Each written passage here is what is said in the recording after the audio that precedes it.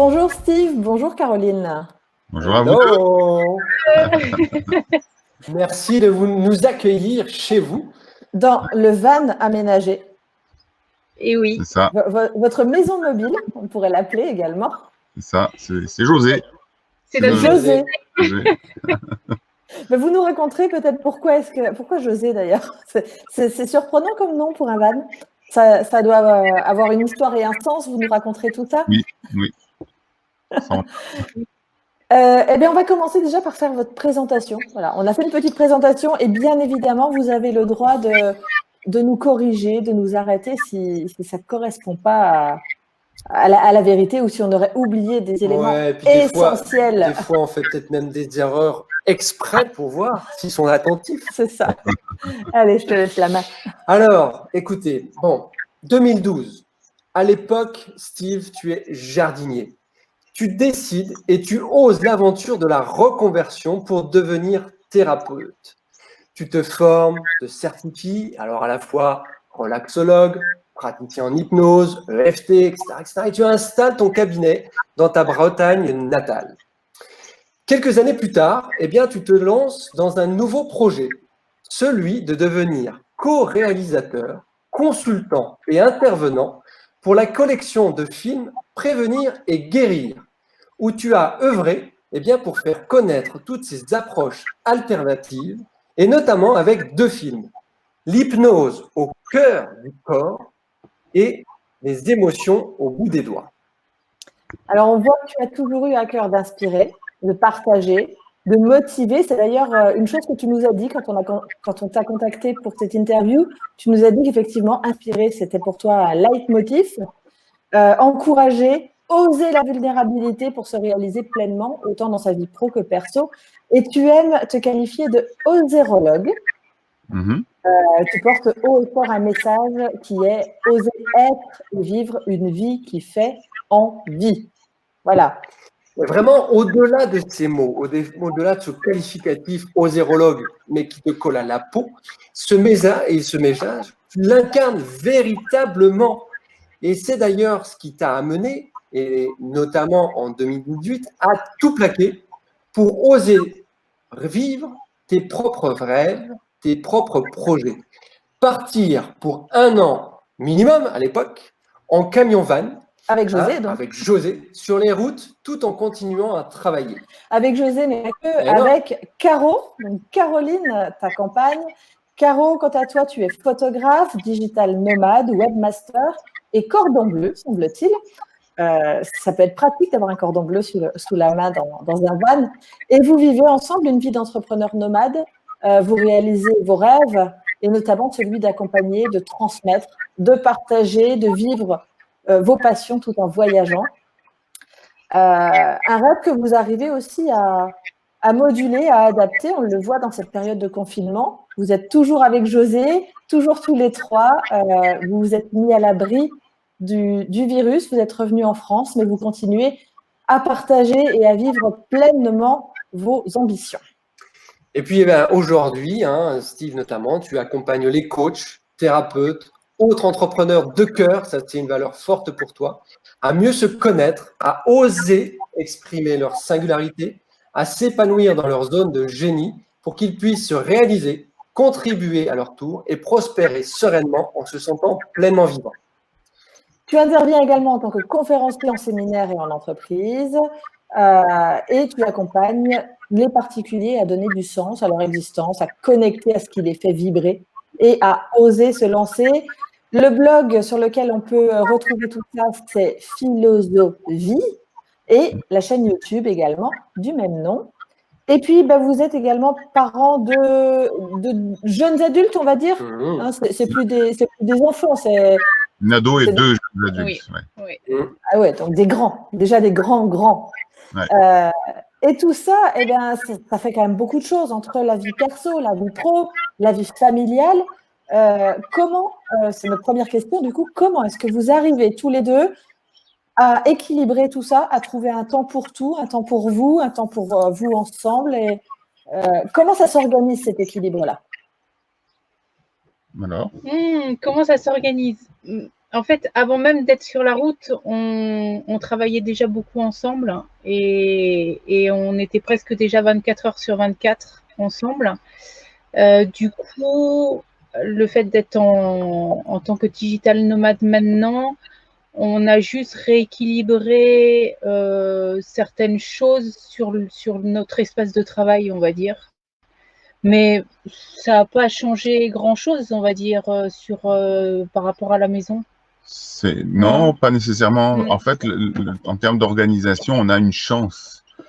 Quelque part, c'est que nous sommes un couple recomposé. Alors, je dis que c'est une chance parce qu'on a divorcé, ce qui est aussi, au final, une chance, même si, évidemment, ça a été aussi, avant toute chose, une souffrance pour l'un comme l'autre lors des événements. Mais ces séparations qu'on a vécues l'un et l'autre, finalement, moi, je n'avais pas la garde de mes enfants. Enfin, si ce n'est comme la plupart des papas, c'est-à-dire de les avoir un week-end sur deux et la moitié des vacances. Et puis Caroline avait une garde partagée à l'époque avec sa fille, ce qui veut dire que on avait toujours au moins une semaine pour nous. Et ça, je trouve c'est important de le dire parce que on est privilégié quelque part par rapport à des familles qui ont leurs enfants 24 sur 24 et qu'il faut savoir gérer 24 sur 24. Nous, on a le confinement n'arrange rien, on est d'accord. Donc pour nous, ça a été une opportunité quelque part. C'est-à-dire que dans notre malheur, on a trouvé, et je pense que de toute façon, c'est une bonne démarche d'aller voir dans toute chose difficile à vivre, mais qu'est-ce qu'on peut en extraire et faire en sorte que le problème devienne une opportunité. Ça renforce vraiment le couple de pouvoir avoir du temps. Ce temps-là entre adultes, enfin entre parents, quoi. Donc, en termes d'organisation, ça a été un des points quand même qu'on peut pas négliger et qui est important de souligner parce qu'il y a beaucoup de gens qui culpabilisent, qui s'en veulent de pas arriver à faire comme Steve ou comme n'importe qui d'autre qui vit sur les routes ou comme Steve et Caro et machin, etc. Mais dans notre vie à nous, on a eu ce privilège-là d'avoir du temps libre et du temps pour nous, que ce soit pour développer nos entreprises, développer nos projets, etc., etc. Donc, ces semaines de disponibles pour nous étaient précieuses pour consolider le couple déjà, et puis en plus pour créer nos projets. Oui. Et après, l'organisation, elle vient évidemment avec des stratégies aussi, de capacité à être focus, à être déterminé, ou comme j'aime le dire, de se shooter au PCP, patience, constance et persévérance. Voilà. Après, je vais noter ça. Ouais. Après, on est organisé aussi, c'est-à-dire que on est des entrepreneurs, c'est-à-dire qu'on ne reste pas jusqu'à 10 heures du matin au lit, on ne compte pas nos heures. Tous les débuts de semaine, on fait un point ensemble de savoir quels sont les objectifs de la semaine. On a des objectifs au trimestre. On est vraiment organisé dans ces sens-là pour ne pas s'éparpiller à droite, à gauche. Et si en début de semaine, on se rend compte que nos objectifs de la semaine dernière ne sont pas atteints, on se le recale sur la semaine qui suit, etc. On est vraiment organisé par rapport à ça pour pas se perdre non plus. Voilà. Oui, c'est important. Ouais. Et puis, vous avez tout à l'heure un petit peu parlé de tout ce que j'avais fait jusqu'à aujourd'hui. Et il y a beaucoup de choses, évidemment. Et notre force, c'est qu'on est deux, justement. Oui. Donc, même si c'est moi, jusqu'ici, qui était beaucoup plus mis en avant et en avant, dans l'ombre, si vous voulez, il y a aussi Caroline qui gère aussi les comptes, qui a géré pas mal de choses, tout ce qui est administratif, qui gère tout ça, et qui est capable aussi d'être là pour me tempérer lorsque moi je pars dans mes délires, et moi de la booster pour justement apprendre à se mettre face caméra ou des choses comme ça, ou écrire son prochain livre ou des choses. Donc il y a aussi cette idée de complémentarité. Et qui se manifeste encore plus aujourd'hui parce que j'ai amené Caroline à se mettre en avant aussi sur la chaîne YouTube. Donc, c'est tout un ensemble comme ça qui fait que ça fonctionne bien, on arrive à être bien organisé, pas toujours, clairement, des fois ça fonctionne pas comme on veut, on va pas faire croire que tout est clair et tout ça, mais ça prend quand même tout ça, c'est du temps libre, de l'assiduité, de la détermination, de la discipline. Et puis après, aussi, voilà, de pouvoir se reposer l'un sur l'autre pour pouvoir avoir finalement ce que j'appelle une garde rapprochée. Ce que je vois quand je dis garde rapprochée, c'est je pense pas. Il y a souvent, encore hier, on me l'a dit, il y a des personnes qui disent mais je me suis fait tout seul. Pour moi, c'est juste impossible de se faire tout seul. En fait, on se fait pas tout seul. C'est pas vrai. On a toujours besoin des autres, consciemment ou pas. On va toujours avoir besoin de quelqu'un. Alors, ça peut être un coach, ça peut être un mentor, ça peut être un parent, ça peut être un ami, ça peut être un conjoint, ça peut être ses enfants. Parce que je crois aussi qu'on a les enfants qui nous font grandir. Hein, y a rien n'est par hasard. Donc tout ça, c'est la garde rapprochée. Et le plus difficile, par contre, dans les projets que nous vivons, et je crois que vous le traversez un petit peu aussi de ce que j'ai compris, de ce que vous m'avez expliqué dans votre message, c'est que parfois la garde rapprochée n'est pas toujours celle qu'on espère. C'est-à-dire, c'est pas toujours celle qui, a priori, devrait être. Eh oui. En général, la famille. Okay, souvent, la famille, non pas que ce soit malveillant la plupart du temps, mais c'est surtout parce que ce sont des peurs, des craintes que les gens peuvent avoir pour nous, eh bien, vont pas forcément nous suivre dans nos délires et souvent être plutôt des freins que des accélérateurs. Oui, et alors, ce que vous dites de manière très naturelle, comme une évidence, c'est-à-dire il nous faut un peu d'organisation et il nous faut un peu de discipline. Beaucoup de PCP. Beaucoup de PCP. Ça, je vais essayer de m'en procurer. Beaucoup. En fait, c'est pas forcément le déclic naturel pour beaucoup. Et moi, la vraie question que je me pose, c'est est-ce que vous avez un truc ou des trucs qui vous permettent, eh bien, quand même, de toujours quand même satisfaire votre besoin à la fois de conjoint, conjointe, de j'ai besoin de mes activités solo individuelles, de mon temps business avec mon collaborateur, ma collaboratrice, mon temps papa. Donc en fait, on a des multicasquettes qui font qu'on est un propre individu. Mais comment est-ce que vous mettez en place tout ce PCP, toute cette organisation, cette discipline, pour que chacune de ces casquettes trouve quand même son compte et ses besoins et ses désirs satisfaits? Alors, est-ce qu'il y a des trucs, des astuces? La casquette, en fait, activité solo, c'est assez rare parce qu'en fait, on aime vraiment les mêmes choses. Et du coup, on les fait ensemble. Même regarder, il y a beaucoup dans beaucoup de couples, il y a souvent 2 télés à la maison. Bon, ici, on n'a pas trop de place de regarder 2 télés, mais même quand on était en maison, on avait 2 télés, mais on était tout le temps sur la même télé. On regarde exactement les mêmes choses. Donc, on faisait on faisait du surf. On aime faire vraiment les mêmes activités. Donc, les activités, on les fait ensemble. On est vraiment assez fusionnel sur énormément de choses. On s'est vraiment trouvé pour ça. Moi, j'adore les chevaux et quand j'ai acheté un cheval, Steve n'était pas du tout dans le milieu. Il s'est intéressé à tout ça et il venait, il m'accompagnait et c'était vraiment super, quoi. Je veux dire, on apprend l'un de l'autre même sur les activités pour essayer d'apprendre à chaque fois, quoi. En fait, ta question, dans ta question, il y a aussi la réponse, c'est-à-dire que pour moi, c'est naturel. Enfin, ça coule de source, cette idée de faire, d'arriver à allier un petit peu tous ces domaines de vie là. C'est pas un truc comme genre, il faut qu'on réfléchisse à le faire. On le fait. Maintenant, si on analyse un petit peu les choses, je pense qu'il y a vraiment toujours cette idée, effectivement, d'être à l'écoute de nos besoins, mais de besoins de couple, mais aussi de besoins individuels, évidemment.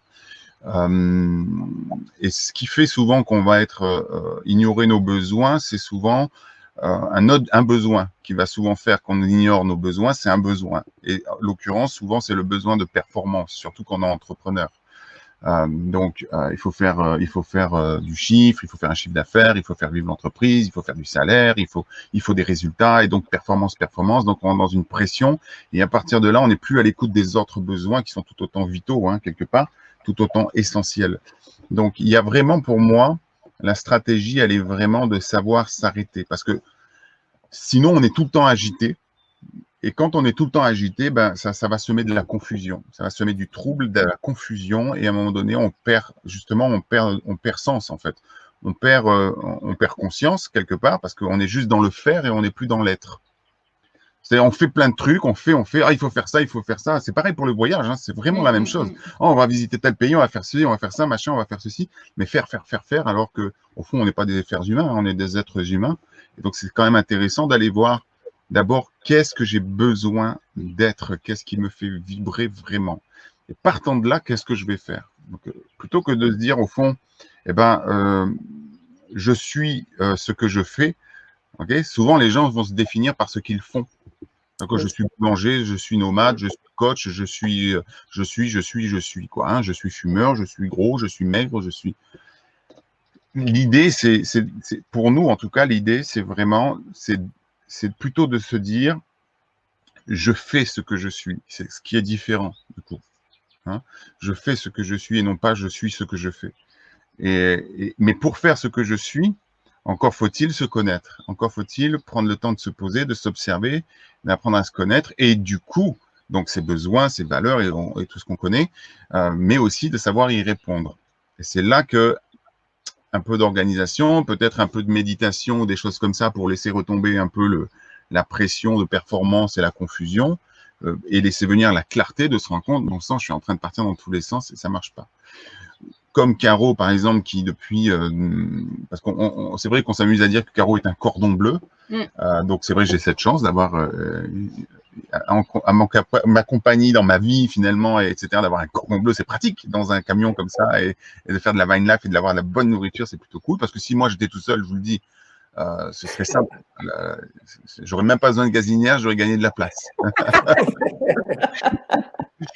Mais néanmoins, j'apprécie. Par contre, voilà, depuis toujours, je sais qu'elle l'a souvent dit, j'ai envie de faire un livre, j'écrirai bien un livre, etc. Et à un moment donné, c'est de dire, OK, ce qui se passait en fait sur les derniers mois, par exemple, c'est qu'on est à fond quand même dans l'entreprise en tant qu'entrepreneur, on est à fond.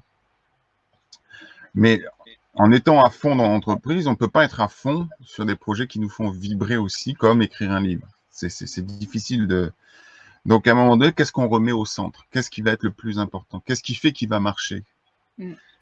Est-ce que l'entreprise et notre communication et tout ce qu'on va produire comme contenu, que ce soit des livres, des vidéos sur notre chaîne, des articles ou quoi que ce soit, est-ce que c'est ça qui compte? Et est-ce que c'est ça, qui va faire que ça fonctionne? Ou est-ce que c'est le fait de faire ce qui nous fait vraiment vibrer, comme écrire un livre, voyager, vivre la van life, etc., qui fait que l'entreprise va marcher? On a tous la réponse. Donc, c'est pour ça que c'est vraiment important. Enfin, pour nous, ça fonctionne. Toutes ces casquettes-là, donc entrepreneur, papa, maman,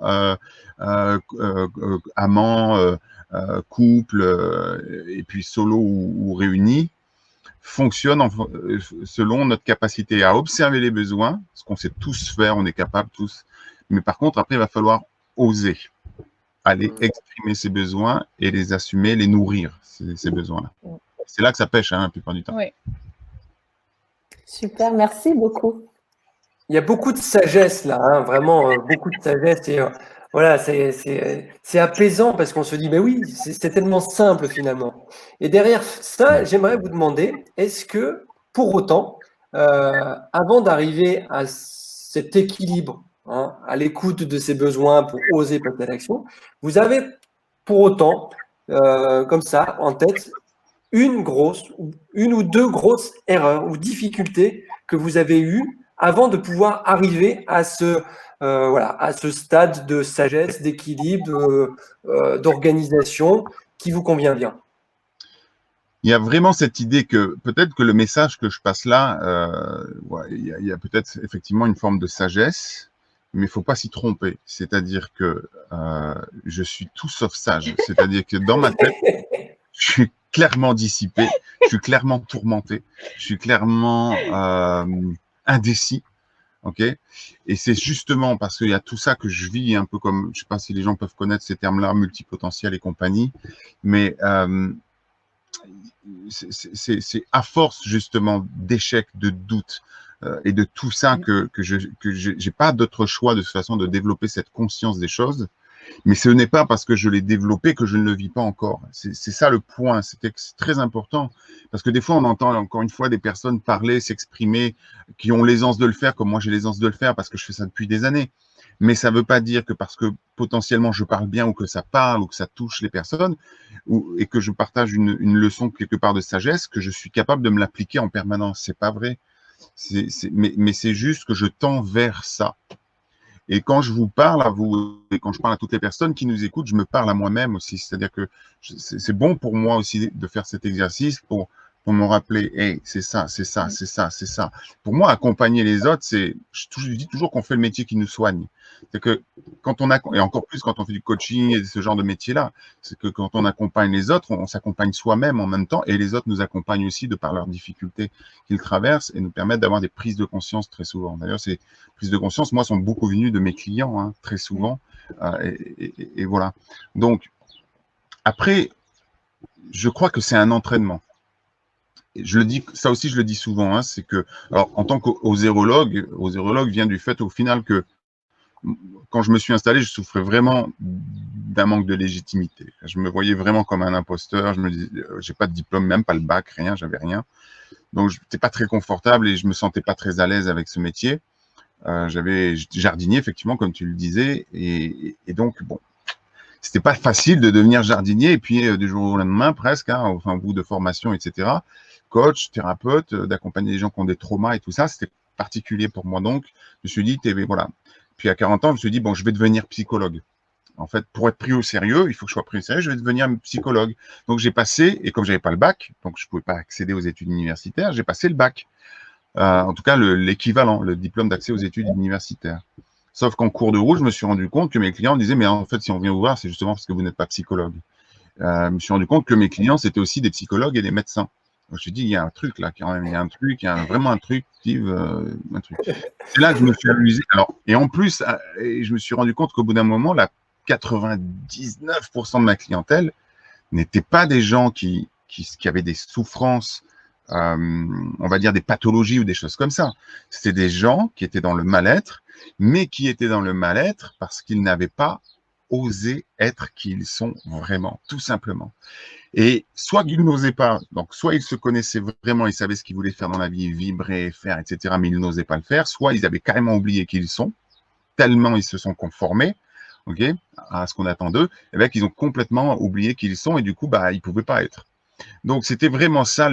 C'est là, à ce moment-là, je me suis dit, bon, ben, je vais être osérologue. Je n'ai pas de diplôme, ben, je vais créer le diplôme de osérologue. J'ai mon certificat de osérologue, que je m'autoproclame osérologue, et ce sera parfait. Donc, ça, j'ai un diplôme. Et surtout, ça faisait sens par rapport, effectivement, aux personnes que j'accompagnais, où je me disais, en fait, ce qui leur manque, c'est l'audace. L'audace d'être qui ils sont vraiment. Mais tout ça, si tu veux, c'est venu comme ça, mais on s'entend bien que c'est un entraînement. C'est-à-dire que c'est toutes ces étapes-là depuis des années. Et je pense même que c'était avant d'être accompagnant. Et ce sont surtout les échecs, tout ce qu'on a vécu de douloureux, ensemble ou séparément, les divorces, les accidents de la vie, les machins, les trucs, qui font qu'à un moment donné, on développe une certaine sagesse. Alors, c'est plus accessible peut-être pour des gens de notre âge que pour un jeune de 20 ans, ce qui serait logique quelque part quand on a l'expérience de la vie. Voilà. Donc, c'est qu'aujourd'hui, on voit des enfants, des jeunes, très sages, et en même temps, donc tout est possible. Mais voilà, donc il n'y a pas de, enfin, ce que je veux juste souligner, c'est que oui, il y a de la sagesse dans tout ça, mais c'est un entraînement. Ce sont des prises de conscience, c'est vivre en conscience en fait, et avec humilité aussi, par rapport à voilà, prendre conscience. On était en interview un peu là avec Serge Marquis, etc. Prendre conscience du rôle de l'ego, et quand on est capable de prendre conscience de comment on fonctionne sur nos blessures, sur nos peurs, sur tout ça, ben, c'est beaucoup plus facile de vivre avec l'autre parce qu'on prend conscience que lui aussi, il est là-dessus. Ça ne veut pas dire qu'on se prend pas la tête, ce qui est très rare entre nous, ceci dit, mais il y a tout ça à mettre en place. Et ça, que je peux parler pendant 3 heures si Caro ne me coupe pas la parole. Et puis moi, j'écoute parce qu'en fait, souvent, certains vont dire, elle fait potiche à côté.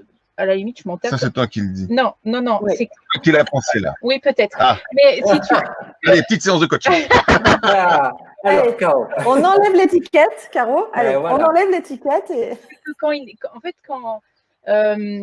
moi, depuis que je suis avec Steve, j'ai énormément évolué parce que quand il parle comme ça, j'écoute et à chaque fois, je récupère des choses que j'utilise moi derrière pour continuer à grandir, à évoluer.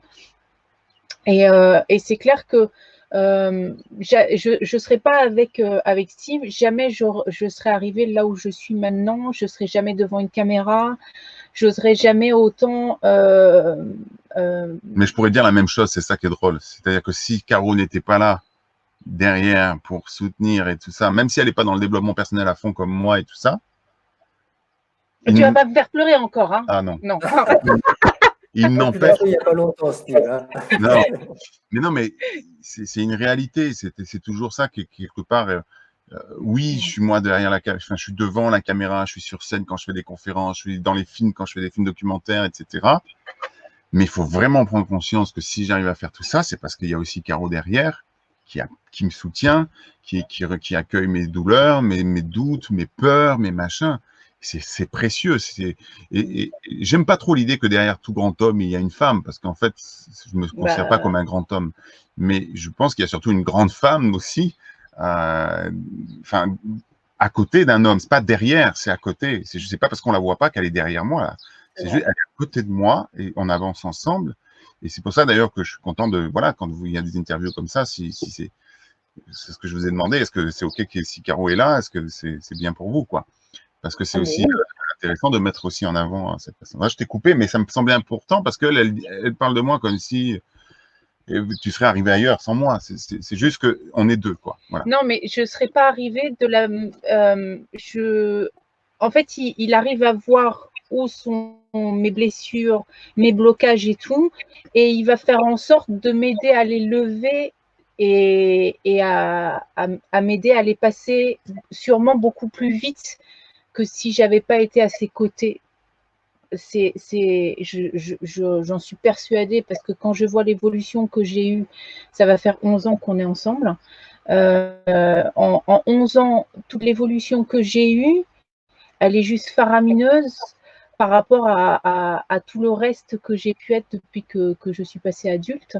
Donc, je sais très bien que... Ouais, bon. À quel moment OK. D'accord. Je prends. Mais il faut prendre, c'est magnifique cette complémentarité et en même temps oui, vous êtes fusionnel, complémentaire et fusionnel comme vous l'avez décrit et c'est superbe. Effectivement, je pense qu'on a tendance, tu l'as bien dit Steve tout à l'heure, on a toujours quelqu'un qui nous porte, on se fait pas tout seul. Ça peut être un conjoint, moi j'ai eu la chance d'avoir un conjoint qui m'a toujours soutenu, qui m'a toujours fait être toujours fait grandir. Donc, je comprends exactement ce que tu veux dire, Caro, et c'est important de se le dire, parce que c'est peut-être ça aussi le secret. Le dire à l'autre, ça fait aussi du bien. Dans l'intimité, le dire nous, c'est très souvent que je dis à Caro, alors des fois elle me dit non, mais tu te fous de moi. Non, mais je me fous pas de toi. Non, mais c'est fou, on n'est tellement pas habitué à recevoir ça. Enfin, moi je l'accueille bien en général quand elle me dit grâce à toi, parce que j'ai un ego, et donc ça lui fait du bien. Elle a du mal à l'entendre, alors que je suis sérieux. Je dis, tu te rends compte que si tu n'étais pas là, je n'arriverais pas à faire tout ça. C'est vrai, parce que si elle n'était pas là, il faudrait que je fasse plein de trucs, j'aurais pas le temps de faire tout ça. J'aurais pas le temps de lire, d'étudier, de travailler, de faire tout ce que je fais, de prendre le temps de monter des vidéos. Elle s'occupe de tout un tas de trucs, même des tâches ménagères. Okay, dont je pourrais très bien m'occuper aussi, mais le fait qu'elle me laisse l'opportunité de me focuser sur mes trucs nous permet d'être beaucoup plus productif. Et si elle n'était pas là, je ne pourrais pas le faire. Donc, tout ça, c'est vraiment à valoriser. C'est-à-dire que pas que dans le rôle de la ménagère ou de la cuisinière, là, ou de je ne sais pas quoi. Non, aussi dans le rôle de l'entrepreneuse qui gère les clients, qui gère la communication, qui gère toutes ces choses-là, et aussi sa spontanéité, sa nature quand on fait des vidéos, etc. ont beaucoup rajouté à mes vidéos. Le fait que j'intègre Caro dans les vlogs, etc., a beaucoup rajouté de qualité et de pertinence dans nos vidéos. Alors moi, j'ai une question. Là, je vais faire une thérapie en direct grâce à vous. Ce que je retiens de fondamental dans ce que vous dites, c'est n'oublions pas, y compris avec sa garde rapprochée, et surtout avec sa garde rapprochée, avec sa conjointe, son conjoint, etc., de dire les choses, d'oser leur dire, oser aussi voilà, se libérer de ces émotions, alors aussi bien positives que négatives. Alors que moi, tu vois, j'avais peut-être tendance à prendre pour acquis que, bon, on est ensemble, nous, depuis… Longtemps. Faut que je fasse gaffe à ce que je vais dire. Fais gaffe quand même. Ouais, attends, 2004, 22 ans. 22 ans. Et je me suis aperçu que récemment, que finalement, je m'autorisais peut-être des choses avec Magali que je ne m'autoriserais jamais avec un inconnu ou avec une personne moins proche. Sous-entendu, non, mais elle sait enfin, je ne sais pas si vous arrivez à comprendre ce que je veux dire. C'est Oui. moi ce que j'entends dans votre discours que je trouve exceptionnel, c'est que vous avez cette capacité à communiquer, à dire les choses simples, telles que vous les ressentez, que ça soit de l'admiration, que ça soit des remerciements, chose que moi, je n'avais pas spontanément facilité à faire en me disant non, mais elle le sait. C'est pas la peine que je lui dise, elle le sait. Et donc, merci pour ça. C'est le danger, mais on est tous pareils, c'est-à-dire que c'est acquis, c'est bon, tu le sais, j'ai pas besoin de te le répéter. Donc, hein, comme le dit la chanson, hein, c'est important de dire aux gens qu'on aime, qu'on les aime, parce que même s'ils le savent au fond, ça fait du bien de l'entendre. D'accord. Donc une main sur l'épaule, une main qui passe dans les cheveux, un petit truc comme, enfin un mot, un regard, etc. C'est important. Et là encore une fois, je dis pas que c'est tous les jours que je suis capable d'être cet homme-là, mais parfois j'ai cette lueur là où je me dis bon, je racontais ça l'autre jour alors faut pas que tu pleures. Je racontais ça l'autre jour à Les cheveux sur la brosse. Le cheveu sur la brosse à dents, quoi. C'est vraiment ça. C'est parce que je suis de ces hommes, par exemple, qui sont, voilà, qui n'aiment pas être contrariés. Donc, forcément, je prends ma douche, il y a un cheveu sur ma brosse à dents. Ah, spontanément, j'ai envie de dire, putain, Caro, tes cheveux, quoi. Genre, c'est peut-être parce que j'en ai plus bien aussi. Il y a un j'en sais rien. Mais là, à ce moment-là, effectivement, dans ma douche, je dis, mais quelle chance tu as d'avoir le cheveu de Caro sur ta brosse, en fait. Parce que il y a une réalité, c'est que quand on perd un être cher, que ce soit une séparation ou n'importe quoi, ou un décès ou n'importe quoi, ce dont on va se souvenir, c'est ce cheveu-là sur la brosse à dents. Et c'est ça qui va nous manquer. Et donc, c'est ça qu'il faut chérir, en fait. Okay, des choses aussi simples que ça, quelque part. Mais on a tendance à oublier, et c'est OK, parce qu'on est aussi on est des êtres humains. Donc, voilà. Mais l'idée, c'est ça, c'est d'avoir cette conscience-là. Et quand ça vient, d'oser le dire, parce que c'est ça le truc. Parce que combien de fois ça nous est venu d'avoir une belle pensée, d'avoir envie de dire à quelqu'un que je l'aime, d'avoir un pote, un ami ou n'importe quoi. J'ai un ami là qui s'appelle Michel Poulart, là, qui est conférencier. L'autre jour, j'étais en train de travailler sur des vidéos, et puis on était sur des vidéos ensemble. Et là, j'ai senti un élan d'amour, en fait, pour ce mec-là, parce que je me suis marié avec ce mec-là. On a passé de super moments. Donc, immédiatement, je prends mon truc. Je dis, hey, Michel, juste pour te dire comment je t'aime, quoi. Et c'est tout. C'est juste comme ça. Alors, peut-être tu t'es dit, mais je sais pas ce qu'il lui prend. M'en fous, en fait. Mais c'est important parce que. Et là, ça nous challenge la plupart. Alors, surtout les hommes, hein, ça nous challenge. Et c'est pour ça que j'aime parler de oser la vulnérabilité. Parce que quand on dévoile un peu ses émotions, ses sentiments, on se sent curieusement non, au fond. Hein, c'est une vraie vulnérabilité, en fait. Parce qu'on n'a pas été forcément éduqué à le faire, qu'on a peur de passer pour ridicule ou je sais pas quoi. Donc, si on n'ose pas cette vulnérabilité-là, c'est vrai sur ce sujet comme pour bien d'autres, mais on passe à côté de la vie, en fait. Parce que se sentir vulnérable, c'est se sentir vivant. Et on passe à côté de belles relations et on passe à côté de justement d'entretenir la relation de couple, mais c'est vrai aussi avec les enfants, c'est vrai avec les amis, c'est vrai avec tout le monde. Donc, c'est vrai que, voilà. Maintenant, avoir conscience, c'est important. Et puis à un moment donné, c'est juste quand on a l'élan de se donner l'autorisation de le livrer, ce qu'on a à livrer. On se pose pas, et c'est vrai qu'on se pose pas autant de questions pour dire, je suis pas d'accord, pas content, hein. Là, on le fait. Ouais, ça c'est spontané. Ça c'est spontané, voilà. Mais l'inverse, ça nous demande plus d'efforts. Donc c'est ça qui est. Et au fond, c'est pas grave. C'est dans le sens, c'est ce qui est spontané et quand on râle Et moi, je suis un râleur hein, aussi. Quand on râle, c'est OK. Mais si c'est équilibré derrière avec beaucoup d'amour exprimé, ben, on trouve notre équilibre. C'est OK. Je veux dire, ce serait chiant, en fait, si on était toujours en train de dire je t'aime, ma Ah oui, chérie, machin. ouais. Ça deviendrait insupportable, Ouais. mielleux à Ça serait souhait. dégoulinant, Et ça voilà. serait. Et ça marcherait pas pour eux, d'accord? Donc, il faut trouver l'équilibre entre tout ça. Alors, moi aussi, je râle. Hein. Je suis une bonne râleuse De aussi. plus en plus, oui. Oui. Alors, tu vois, Caro, on a du mal à le concevoir, à l'imaginer. Que je râle? Ouais. Ah bah, moi aussi, je râle. Je crains avoir des nouvelles en réalité, parce que elle n'était pas comme ça au début, mais je pense que je l'ai un peu. Si. Des fois, je râle bien. Ouais. Moi j'ai une question, du coup, vous avez parlé, ça fait longtemps, 11 ans que vous êtes ensemble, vous avez entrepris ensemble, déjà avant de tout quitter pour s'installer dans le van. José, hein, on n'a pas oublié, il faudra qu'on revienne quand même sur le nom. Du nom de José. Mais du coup, moi j'ai une vraie question, qu'est-ce qui a fait, qui a eu l'idée de tout plaquer? Comment ça s'est fait? Comment on lève les peurs de l'un et de l'autre?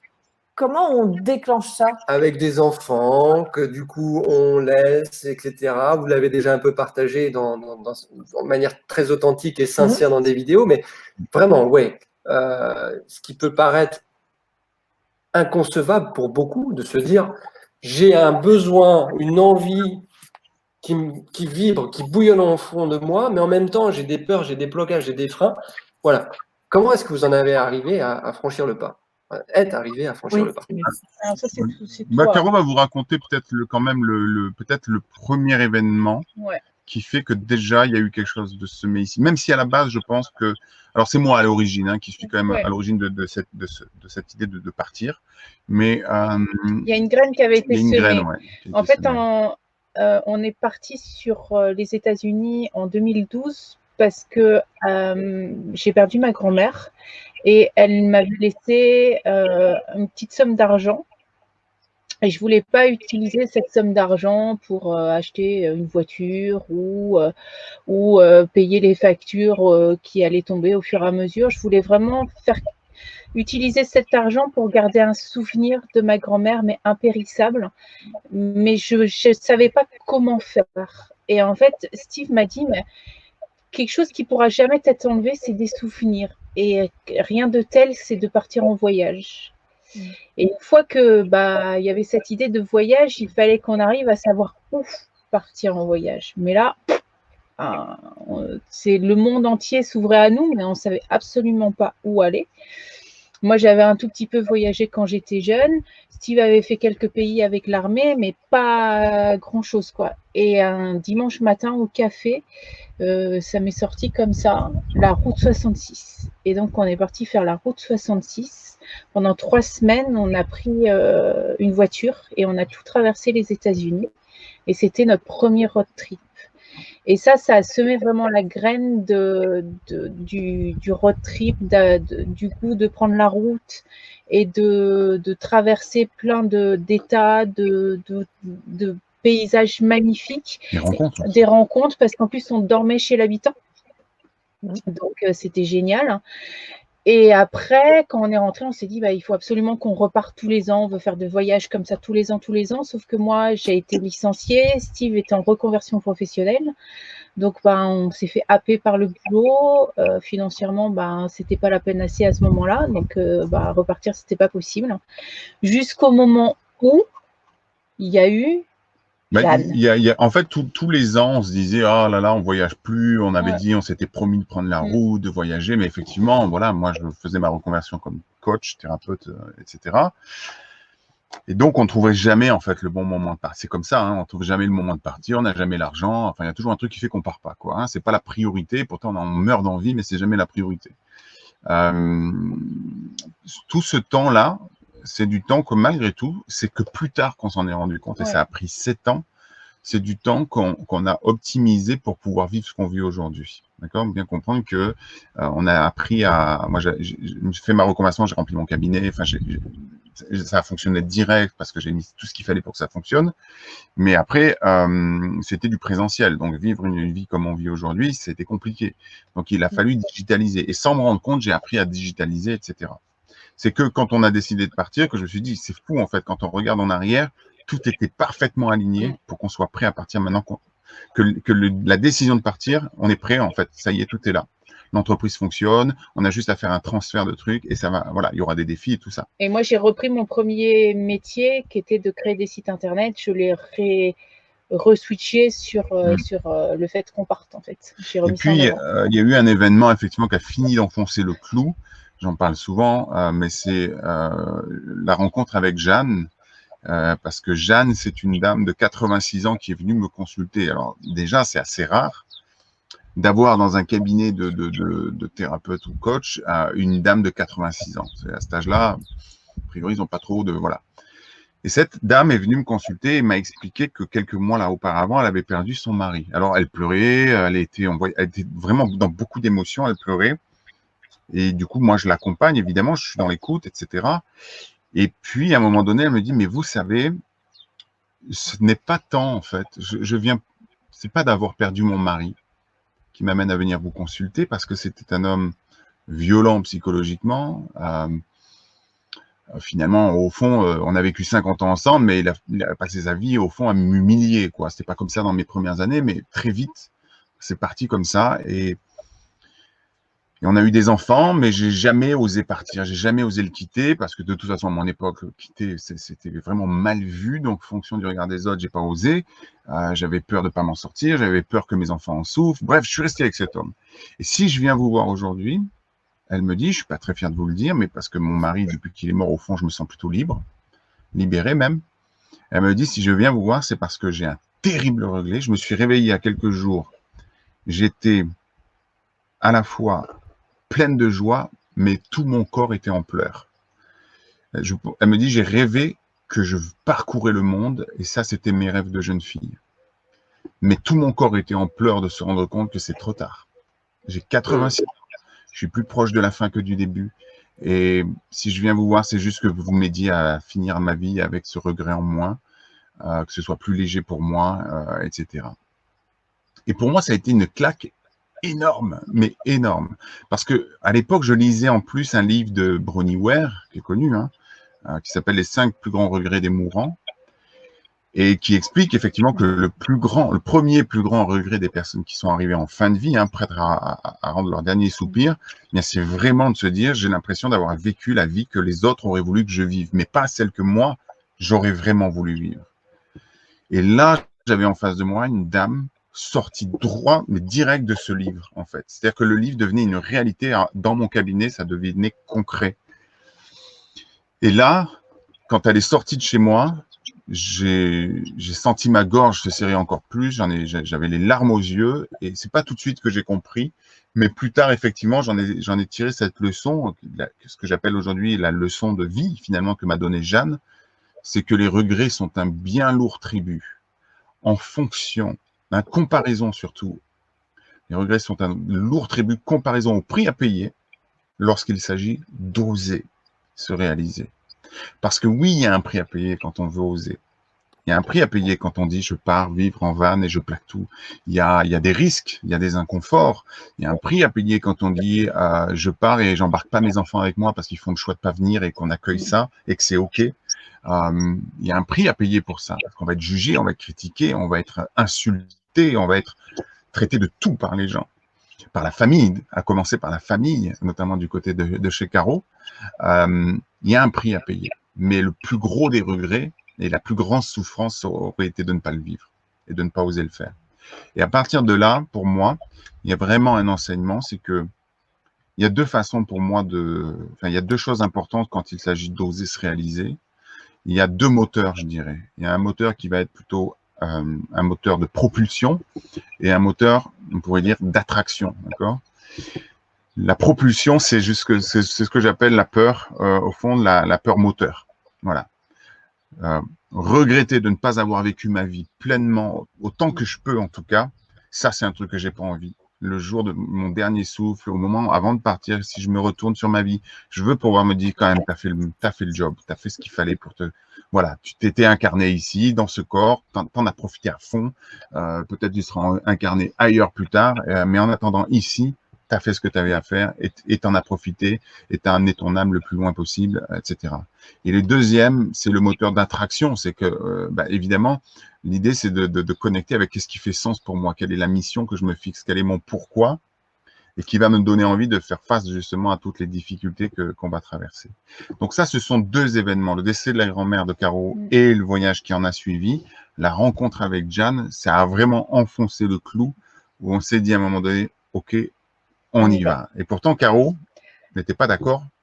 Parce qu'il m'a fallu à peu près 2 ans pour arriver à faire prendre conscience à Caro du message. Et je pense que l'histoire de Jeanne a fini de l'achever. OK, on y va. Oui, parce que tu te livres, hein, Caro, dans une vidéo vis-à-vis notamment de ta fille, justement, du regard des autres, de la famille, et que c'était, voilà, c'est ce que tu viens de dire aussi, Steve, hein, c'est que c'est compliqué aussi à un moment donné de faire face à cette pression sociale, à cet environnement, et c'est pas simple. Ouais, tout à fait. Non, c'est pas simple du tout. Il faut savoir que alors j'ai été énormément jugée sur les réseaux sociaux, partout. Mais là où j'ai encore été le plus jugée, c'est par mes propres parents. Et mes propres parents m'ont reniée. Ils ne veulent plus me voir depuis bientôt 1 an. Voilà. C'est pas seulement le fait qu'on soit parti en van. Hein. Non. Ça a été la goutte d'eau, le fait qu'on parte, machin, etc. Il y avait quand même des choses qui s'étaient installées, en fait, depuis qu'on est ensemble. Ouais. Ses parents n'ont pas accepté qu'elle se mette avec quelqu'un comme moi. Donc, je ne veux pas aller dans les détails parce que le but, c'est pas de leur dresser, dresser un portrait de ces gens-là, de ses parents, voilà, qui soit un portrait qui fait pas franchement rêver, mais il y avait déjà ça. Disons que là, le fait de choisir ce mode de vie-là a fini là aussi d'enfoncer le clou pour eux. Et au fond, c'est OK, je crois, pour nous. Enfin, pour toi, c'est plus difficile que pour moi, c'est une évidence. Mais il y a comme accepter que c'est leur souffrance qui s'exprime, en fait, et que nous, on ne peut rien contre ça. En fait, c'est leur souffrance et je reste persuadée qu'à travers tout ce que moi je vis, mais depuis que ce soit à travers ma relation avec Steve, mais déjà depuis que je suis petite, je suis jamais allée sur la ligne qu'ils avaient tracée pour moi. Je pense que je leur montre ce qu'ils auraient bien voulu faire, mais qu'ils n'ont jamais osé faire. Et je suis le poil à gratter, en fait. Voilà. Mais il y a des moments, c'est plus difficile à accepter, mais voilà, je les fais grandir, ils me font grandir aussi, et je l'accepte. Plus ou moins difficilement à certains moments, mais je l'accepte. Ouais, c'est sûr. Merci pour cette authenticité dont vous faites preuve dans vos témoignages. C'est vrai que c'est un choix de vie qui peut surprendre, nous, on l'a vu à moindre échelle, mais quand on a décidé de partir faire le tour du monde, on a eu des retours positifs, négatifs. Quand on a décidé de vendre la maison et toutes nos affaires, on a eu encore des retours. Donc, on comprend par où vous en êtes passé. On a la chance quand même que nos familles l'accueillent plutôt bien. Là, c'est un stade au-delà pour Caro, ça c'est sûr. Quand tu es avec la relation famille, ça n'a rien à voir avec tout ce qui peut être matériel, etc. Ça c'est sûr, ça c'est clair. Moi, j'ai une dernière question avant de vous laisser. Alors, c'est une question qu'on appelle notre question signature. On aimerait que vous nous racontiez votre ou vos, parce que peut-être que ce ne sera pas la même, mais j'ai l'impression que ce sera la même. Je mets ma main en coupé que ce sera la même. Votre plus belle aventure. Voilà. Qu'est-ce qui a été jusqu'à présent votre plus belle aventure? S'il ne devait y en avoir qu'une, et on terminera, on ne l'oubliera pas quand même, sur pourquoi José. Ah oui, ça ce sera l'anecdote pour conclure. Spontanément, j'aurais envie de te répondre la prochaine. Mais... non, tu triches là. Je triche un peu. Moi, j'ai gardé un super souvenir des États-Unis. Oui. Ce road trip aux États-Unis était fabuleux, mais vraiment fabuleux. Celui de 2012, le premier donc. Oui. Parce que vous en avez fait un également l'année dernière avec Michel, justement. Ouais. C'était pas la même, c'était pas dans le même but en fait. Et puis C'était pas la même énergie, c'était pas la première fois, donc voilà. Et c'était, cette aventure était vraiment très belle. Et après, il y a une autre aventure, mais qui est différente. C'était une immersion qu'on a vécue, et je pense que Steve saura de laquelle je parle. Oui, en tout cas sur notre van life là, sur notre vie nomade, oui, dans la grotte, c'était il y a pas très longtemps. Hein. En fait, une journée dans les grottes de Clamouze ici, pas très loin de là où on se trouve d'ailleurs, du côté de Saint-Jean-de-Fosse, au pied des Cévennes. Il y a une grotte qui est mondialement connue pour la qualité de ses cristaux et la diversité de ses cristaux. Et donc, on est arrivé là-bas et alors, on y est allé en tant que youtubeur. Donc, on a été invité, bien reçu. On a eu le privilège de pouvoir faire le parcours spéléo dans la grotte, c'est-à-dire là où le grand public ne va pas en général, sauf ceux qui payent pour y aller. Et donc, d'y aller que tous les deux, enfin, en mode un petit peu VIP, quoi. Et ça a été une journée, effectivement, d'immersion déconnectée totale. Et pourtant, on avait les caméras, on filmait tout. Mais on est sorti de là, on avait complètement oublié le reste, quoi. On était sur une autre planète, en fait. Ouais. Fabuleux. Donc, ça fait 2, en fait, on a triché. Non, mais c'est chouette parce que du coup, vous n'avez pas eu le même regard. Au final, ce sont 2 belles aventures que vous avez partagées, mais voilà, vous n'avez pas eu le même déclic, en tout cas, quand on a dit belle aventure, et c'est riche aussi. Ouais. Oui. Et du coup, alors, avant de conclure, on peut savoir pourquoi José? On a le droit de savoir? Mais oui, mais au fond, c'est assez logique. C'est dans le sens où c'est-à-dire que quand on a cherché un véhicule, ça a été long. Il a fallu 9 mois pour arriver à se décider quel véhicule on allait choisir. On a commencé à acheter un premier, c'était un camping-car. Ouais. On avait fait un chèque de 50 000 € pour un camping-car. Alors, on n'avait pas les sous ni rien, donc il fallait faire un crédit et le crédit a été refusé. Du coup, derrière, on a acheté un autre camping-car, mais un vieux Hummer des années 80. Qui était à 8 000 €. Qui était même, 8 000 €, je crois. Un truc à 8 000. Alors, on a fait un chèque de 8 000 €. On a acheté le camping-car, mais quand il est sorti du contrôle technique, le vendeur nous a appelé en nous disant, il y a un truc qui vient de péter dans le moteur. Donc, on n'était plus trop en confiance. Finalement, on l'a pas acheté. Et puis après, on est parti à trouver des trucs, des machins. On a essayé des trucs, des machins. Et finalement, on a trouvé celui-ci qui était sur le parc, qui était un des premiers qu'on avait visité 9 mois auparavant, mais que je voulais pas parce qu'il y avait une douche centrale. Enfin, je le trouvais pas très beau finalement à l'intérieur. Et finalement, en le revisitant 9 mois plus tard, je me suis dit, en fait, c'est celui-là qu'il nous faut. Et là, encore une fois, le truc, c'est qu'en 9 mois, on est devenu presque frileux. C'est-à-dire, si le premier camping-car, on a fait un chèque de 50 000 sans trop réfléchir, parce que c'est une super occasion, et voilà. Là, on avait un peu plus de mal, il fallait oser.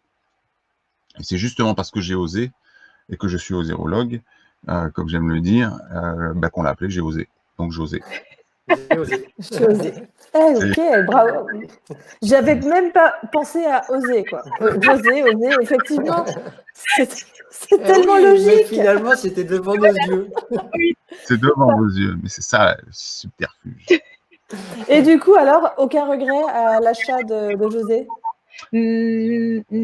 Alors, non, pas de regret. Non, pour un premier achat, pour partir serein, pour des gens qui n'ont jamais vécu parce qu'il faut savoir qu'avant, on avait un vieux T3 Volkswagen où on partait en week-end en vacances, mais on n'avait jamais vécu comme ça avant. Donc, non, c'est un super achat pour démarrer. Et si jamais on venait à vendre José, je pense qu'on ferait faire un sur mesure pour nous. Oui, puis après, c'est fonction aussi de selon le terrain qu'on veut couvrir, etc. Si on pouvait, là, on irait plus vers un truc un peu plus 4x4, peut-être, parce qu'on se rend compte qu'on est toujours en dehors des sentiers battus, donc ce serait plus cool. Donc, il y a des choses comme ça qu'on améliorerait certainement, mais ceci dit, il reste confortable. C'est un des plus gros gabarits qu'on puisse trouver. Et donc, moi, je fais aussi un grand gabarit, donc c'est ce qu'il fallait, quoi. Il est très confortable, il y a pas de souci. En plus, je veux dire, tout est neuf encore à l'intérieur. Donc, on a l'eau chaude, on a tout ce qu'il faut, on a le confort, en fait. C'est très précieux. Parce qu'il faut pas oublier que quand on est un entrepreneur, et nous, parce que c'est ça, les gens s'imaginent peut-être qu'on est en vacances ou On est parti, alors c'est pas pour un an effectivement, parce que finalement il n'y a jamais de date retour, on n'a plus de maison, on n'a plus de meubles, on n'a rien stocké, hein, donc on est parti, on n'a rien, tout est là. Donc on n'est pas en vacances, ça veut dire qu'on travaille tous les jours. Et quand on est entrepreneur, on peut pas se permettre, c'est compliqué quand même d'être dans un camion où on se pèle en hiver, t'as pas envie de te lever parce qu'il fait trop froid, machin. Il faut quand même arriver à être dans un mindset d'entrepreneur, et pour ça, il faut quand même un minimum de confort. Et c'est d'ailleurs aussi important dans le style de vie, même quand on est nomade. On est nomade, c'est pas on bouge tous les jours. C'est on bouge, mais on essaye aussi de ne plus bouger parce que sinon on peut pas travailler. Parce que si on bouge tous les jours, notre mindset, notre cerveau est occupé en termes de survie à savoir où est-ce que je dors, qu'est-ce qu'on va manger, où on va manger, comment on vit, quoi. Enfin, comment on vit, en fait. Et si il est occupé à ça, on peut pas créer des vidéos, on peut pas faire des coachings, on peut pas. Donc, il faut savoir trouver des coins, se poser, s'y sentir bien, faire du travail et hop, pouvoir rebouger et retrouver un coin, etc. Donc, on fait ce qu'on appelle au final du slow travel. Donc, on peut rester pendant une semaine, 15 jours, etc. Et donc, c'est vrai que quand on a un camion confortable, c'est quand même très appréciable. C'est sûr. Surtout quand on n'a plus 20 ans. Mais on a toujours 20 ans dans la tête. Oui, dans la tête. Mais pas le corps. Merci beaucoup pour tous ces partages. Moi, j'ai bu vos paroles à tous les deux. Ah ouais. C'est superbe d'entendre vos témoignages. Simple, fluide, tranquille, facile. La sagesse, moi, je retiens en fait. Bien. C'est la sagesse, mais liée à une expérience. Voilà, la sagesse, ça s'acquiert en fait. Ça s'acquiert et ça se travaille. Donc, oui, je vais travailler. Mais je pense qu'elle est issue de la sagesse. Finalement, c'est l'expérience de vie, effectivement. C'est d'ailleurs c'est d'ailleurs sur la chaîne YouTube, tu vois, c'est la direction là. Ce sera certainement le thème du prochain épisode qu'on va sortir, qui va beaucoup être du face caméra en fait, mais parce que là, tu vois, le confinement, ça a été justement l'occasion pour nous de faire ce travail d'introspection et de reconnecter à ce qui nous fait vibrer. Parce que curieusement, il y a des gens, évidemment, peut-être comme vous, quand vous voyez les vlogs sur notre chaîne, bon, c'est inspirant parce que, ben voilà, il y a tout ça. Mais la question, c'est est-ce qu'au bout d'un an et du 35e vlog, est-ce qu'on a toujours autant de plaisir, en fait? Et ça, c'est une vraie question à se poser. Alors oui, il y a du plaisir, mais il faut qu'on rajoute quelque chose.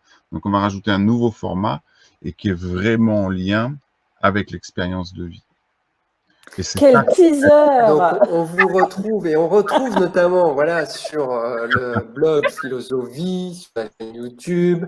On mettra les liens juste en dessous pour pouvoir vous retrouver justement. Caro, de la même manière, vas-y, dis-nous où est-ce qu'on peut te retrouver, où est-ce qu'on peut faire appel à tes services. Alors, pour un webmaster, c'est un peu moche, je n'ai pas de site internet. Je travaille pour les autres, je ne travaille pas pour moi en fait. D'accord.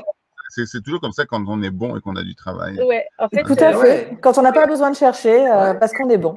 En fait, on peut me trouver par Facebook, Caroline Nedelec, j'ai une page pro où on voit mes photos, mais on peut me contacter par là pour du site internet aussi. Et autrement, il suffit de passer par Steve pour prendre contact avec moi. C'est pas compliqué. C'est sur Philosophie, tout simplement. Sur Philosophie, le site Philosophie, et on passe par là pour me trouver. On mettra tous les liens en dessous de cette vidéo et on a été ravis de vous recevoir, de venir faire un petit tour avec vous et José. C'était sympa. C'est un plaisir pour nous aussi. Merci beaucoup. Merci encore pour votre disponibilité et puis toutes ces pépites. En fait, je suis assez d'accord avec Caroline.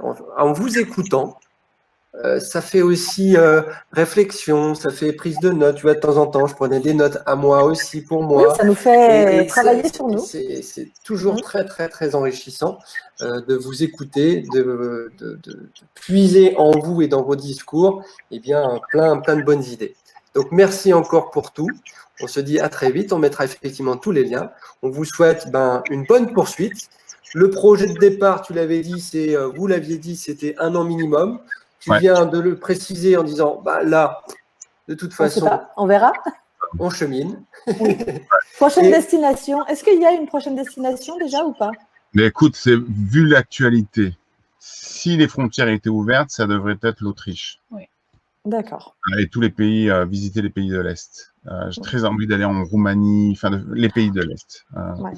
Mais bon, comme on ne sait pas comment ça va se passer avec le Covid, écoute, là, je pense qu'on va rester là jusqu'au début juillet. Oui, parce qu'on a des enfants, donc on va sûrement faire juillet en France. Et puis après, on va voir, parce que on va voir comment ça se passe au niveau des frontières. Et dès qu'on sait qu'on pourra rouler plus facilement, on va reprendre la route en dehors de la France. Ouais, clairement. Ouais. Super. Et bien, on vous souhaite de belles aventures alors. Et on va continuer à vous suivre sur votre chemin, nous et toutes les personnes qui vous suivent. Merci encore et à très vite. À très vite. Moi, j'avoue aussi dans votre aventure. On va vous suivre. Bien. Merci beaucoup. Bye bye. Ciao.